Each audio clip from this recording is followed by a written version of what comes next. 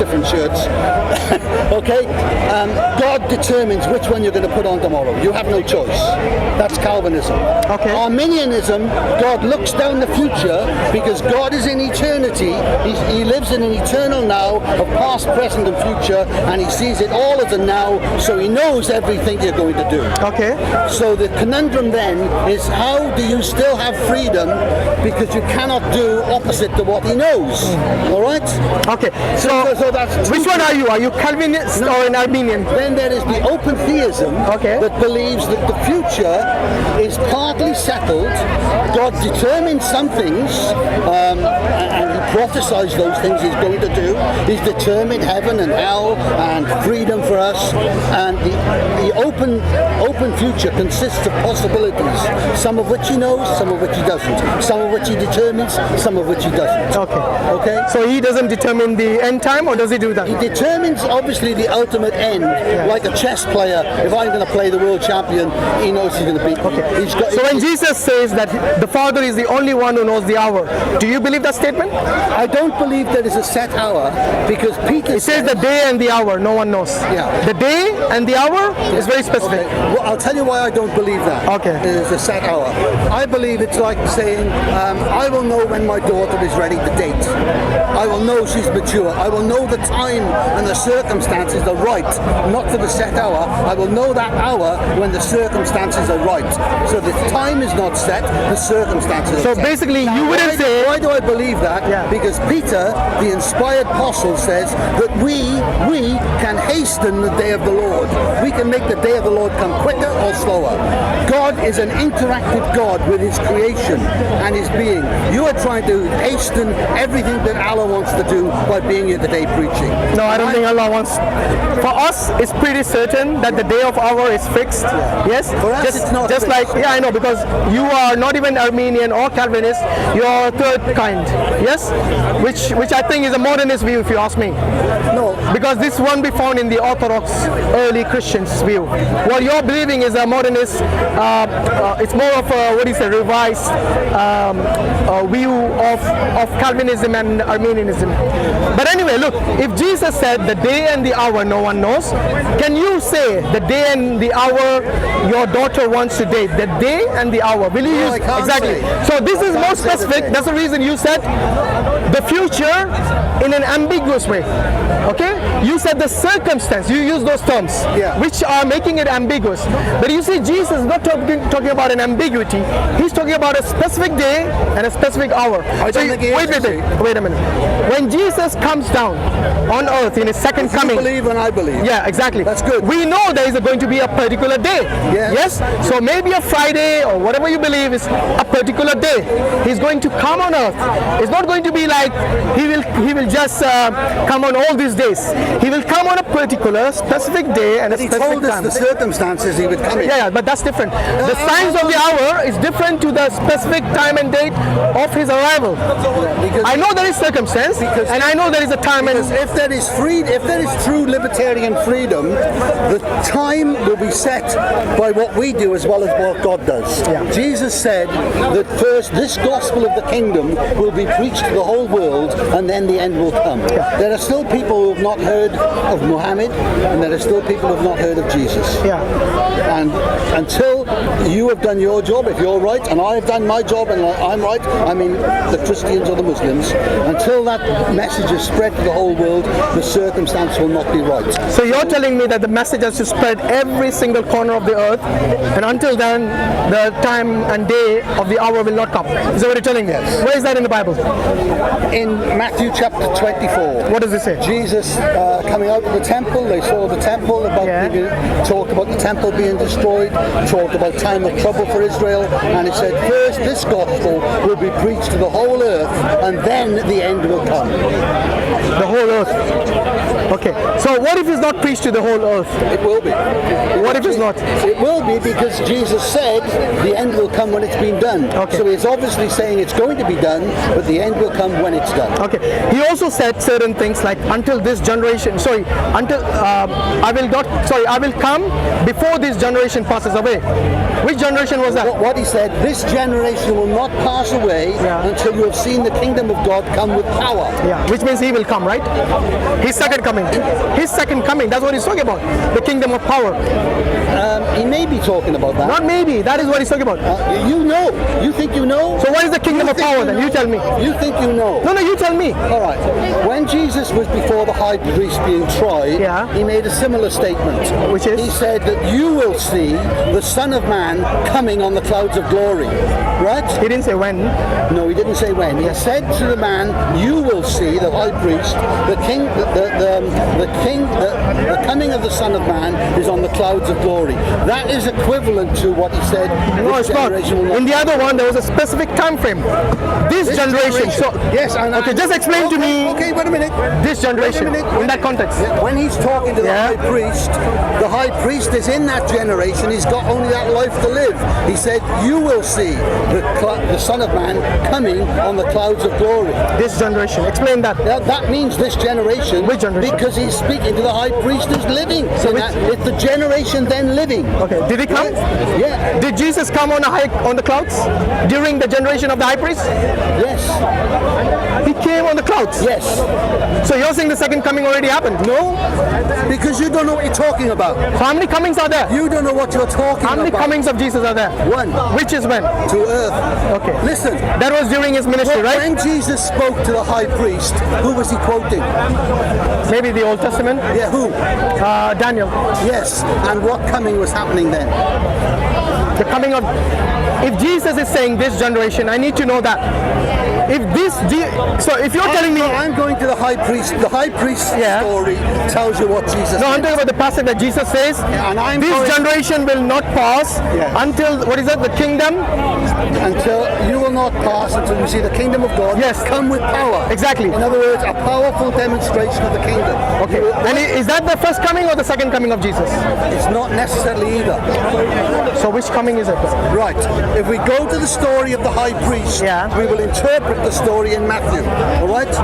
He says to the high priest, you will see the Son of Man coming on the clouds of heaven. Right? Now he's speaking to a man that's living in that generation, so it's the same generation he's talking to. He is quoting Daniel chapter 7. In Daniel chapter 7, it is the story of the Son of Man going to the Father, coming to the Father and receiving kingdom authority and power after his death and resurrection. He didn't have that before his death and resurrection? No. Wow. So you're telling me before his death and resurrection he wasn't God? I'm telling you that he emptied himself and became a servant and took the form of a servant. And you see, Adam, when God created Adam, he gave him authority over the earth. He said, name the animals, look after the garden, rule it all. And Adam sinned and sold out. And when Jesus was tempted in the wilderness by the devil said to him, bow down and worship me, and I will give you all the kingdoms of the earth because they have been given to me. And Jesus did not question the devil and say, no. God has got the authority of this earth, or I'm the king, I've got authority of all this earth. He didn't question the devil. Who gave the kingdoms to the devil? Adam gave the kingdom to the devil. He submitted man to mortality and to sin by sinning and let that authority go. And Jesus came and took back the authority as a man. The teaching of the Bible is that he is the second man. He's the second Adam. And he came and reversed everything Adam did and conquered death and conquered sin and gained authority and kingdom as a man, not just as a God. Okay, let me get that right. And so you're telling me that the authority over earth and all the kingdom and everything was with Adam? Yes? The things that are given, I'm saying that God gave authority to Adam. All authority on earth was given to Adam. Is that what you're saying? Not all authority. He gave him as his manager, as his manager of the God. So what authority are we talking about? What authority was given to Adam? Managerial authority. Yeah, what authority over whom? Managerial authority. Authority of managerial over whom? Over the earth. Over the earth. So the animals. Yeah, name them. The animals. When you name something, you're showing your superiority over it. Okay. If I give you your name, I'm your father. brother. I'm superior. So you're telling me that Adam had more authority than Jesus Christ while he was on earth? Wait, bro, wait. Calm down. Calm down. Let him answer. He can answer. Adam had more authority than Jesus while Jesus was on earth. Before he sinned, Before his crucifixion. Before Adam sinned, he had authority which he lost. Okay, so by the way, that was before he came to earth. Right? Adam was on earth when he sinned. Oh yeah, the Christian version. Okay. So let me get this right. Did Jesus, during his 33 years of ministry, have even the authority that was given to Adam before his fall? He had it as God and he won it as man. On the earth. During the 33 years, before, this is post-incarnation, but pre-resurrection. Listen to the question. For the 33-year period of his ministry, did Jesus have less authority than Adam before Adam's fall, or more authority? He had the authority as God on earth, but he won that authority as an incarnate, as man. Okay. He won it for man as a man. That's fine. So this is before he was resurrected, yes? He already had the authority. Yes, now he has it as man. Okay. So before the resurrection, I just want to understand this. You're telling me that the devil had more authority than Jesus. No. But you said he would give him the kingdoms, everything he said he would give him. He never questioned. He never questioned him. He didn't have that. Will you stop interrupting, because I want to understand from him. So, if you don't mind. Okay, you can continue recording, but if you keep interrupting, you are twisting and I'm not twisting. I'm asking. I'm clarifying. I'm clarifying. Are you like Asif number 2 or something? Yeah. Okay. When I'm speaking of Jesus, I speak of Jesus as man and God. You said that Satan had authority, he had the kingdom, which Jesus did not have. Am I right? I'm saying Jesus didn't question his claim. Did the Satan have more authority or not? Whose kingdom is it on earth during his ministry? Satan had more authority on earth than any man. Even Jesus? As a man. Yes, as a man. But not as God. So when Jesus was on earth, was he man or was he God? He was both. He was both. So which one did he empty? He emptied himself of his divine appearances. Listen. Which one did he empty, the human or the God? The divine? He emptied himself of his visible glory. Did he empty the divinity or the humanity? He never emptied either. You said he emptied himself in Philippians. Yeah. Which part?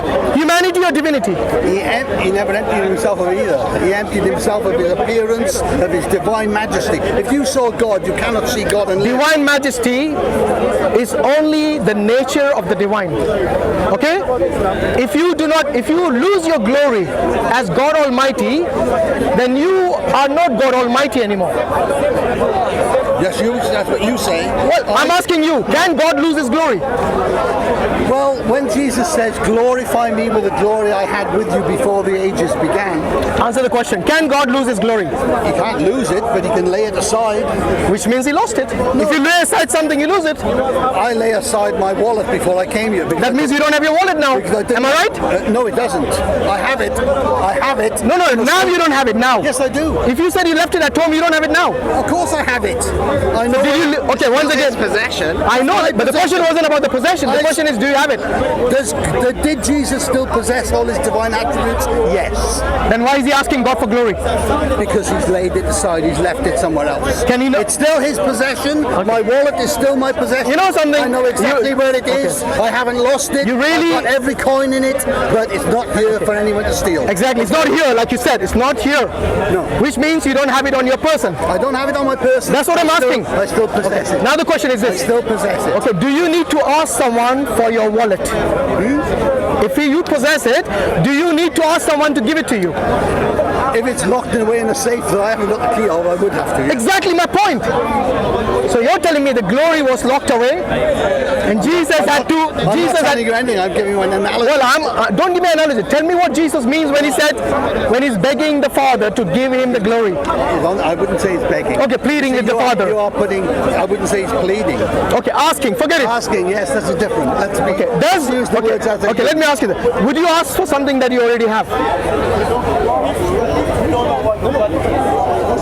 might well ask my wife for something. No, would you has to give me. would you ask for something that you already have? Yes, I might do. Within yourself, Because- not something external to you. Would you ask something which you have within yourself? You're trying to delve into the nature of the relationship within. Glory, I'm just talking about the glory. With it, yeah, but The one that Jesus requested of the Father. this is the relationship within the Trinity. Okay, did Jesus have the glory that he asked the Father? Did he what? Did Jesus ask the glory from the Father because he already had it or because he did not have it? Well, it displayed it on the Mount of Transfiguration. What, before he asked God or after? Yes. So why is he asking God for glory if he already had it? I don't understand. It makes no sense. It makes the sense of relationship. Exactly. The relationship is that if you already have something, then you don't ask for it. Simple as that. If Jesus already had the glory, then there's no point in asking the Father. If Jesus was able to answer prayers, does he answer prayers? He's answered mine. No, does he answer prayers? Yes or no? Yes, I've seen He does. I've seen him do Okay. miracles. Have you ever performed a No, don't change the topic. Listen to this. Did Jesus? Wait. No, this is my friend. This You can ask me the question You later. asked if Jesus answered prayer. Yes. I'll tell you a story. No, don't. yes, Don't. I know. You can tell me the story after you've answered my question. The question is very simple. Does Jesus answer prayers? Yes, he does. Okay. I've asked him Okay. for Now this the thing, I've seen him do miracles. Now the question is this. Have you seen Allah ever do a miracle? Now the question is Does this. Allah answer Can you prayers? please stop changing the topic? You've answered. I will answer your question after you Does answer Allah mine. answer prayers? Yes, he does. Have you seen him do a miracle? Yes, I've seen him do miracles as well. What has he done Yes. for you? For me, he's answered many of my prayers. For example, he's answered my prayers during an exam, very tough exam, which I did not study well. I passed that exam, so he's answered my prayers. Now we have got that anecdotal experience there. That's a Now the miracle. question is this: I don't think when that's Jesus fell on his face in the Garden of Gethsemane, Yes. and he prayed to God, what did he pray to God? He prayed, not my will, but your will. No, be the done. bit before that you always basically want to hide. What did he say before that? Take this. No, take this cup from me. What is the cup? It signify. The suffering that he was about to go through. Did he go through suffering? Yes. So his answer is rejected. Thank you. Yes. If Hold on a if minute. Jesus' own prayers get rejected, Hold what on. chances do you have? Well, I will give you the answer Yes, now. go on. This man is very clever at quoting little bits of the Bible out of context. Are you talking to me? No, I'm talking to everybody that you're talking to, the same as me, as you are. What happened is that Jesus came before the Father in the Garden of Gethsemane just before he was going to the cross, about to suffer. And he said, Father, if it is possible, take this cup from me. Nevertheless, not my will, but your will be done. So his request for the suffering to be taken was a conditional request. It wasn't, I want out of this suffering. It was, if your will be done. Okay. Can I respond to that? It's a conditional request. Why does he, even a conditional request, why is he requesting the Father? Could he have achieved that same wish by himself? Because he is always subject to the Father. Thank you. That is exactly what a Muslim is. Submit to Lord Almighty. So Jesus was actually submitting, always subject. Very good Muslim. Okay, Alhamdulillah. By the way, is the Father subject to anyone? Is the Father subject to anyone? I don't believe so. Good. So who is the Almighty God? The one who is subject, Father, Son, and the Holy Spirit. not according to Jesus, only the Father. Remember? John 17:3. Within the Trinity, there is a relationship that Why do you always jump to John 17:5 without explaining John 17:3?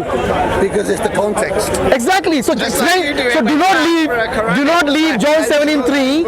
I'm not telling you not to explain John 17:5, but please explain John 17:3, the verse that is 2 verses before. You quote John 17:5. Okay? John 17:5, I know, is the one you talked about the glory.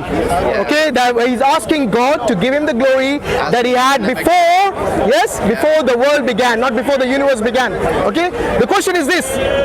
First and foremost, he declares the Father as the only true God. Do you accept or reject that? Yes? Do you accept or reject that? The only true God is the Father.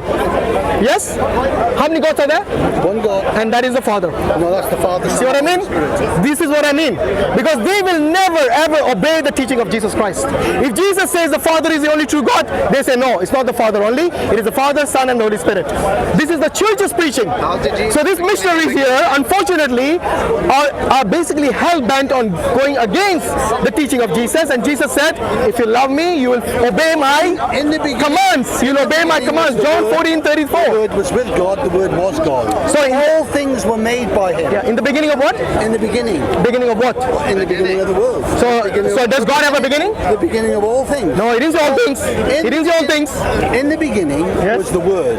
The Word was with God, the Word was God. All things were made by Him. Yeah. Beginning of what? Without Him, the beginning of anything that exists. So in other words, All things were made by Christ, and without Him, nothing was made that has made.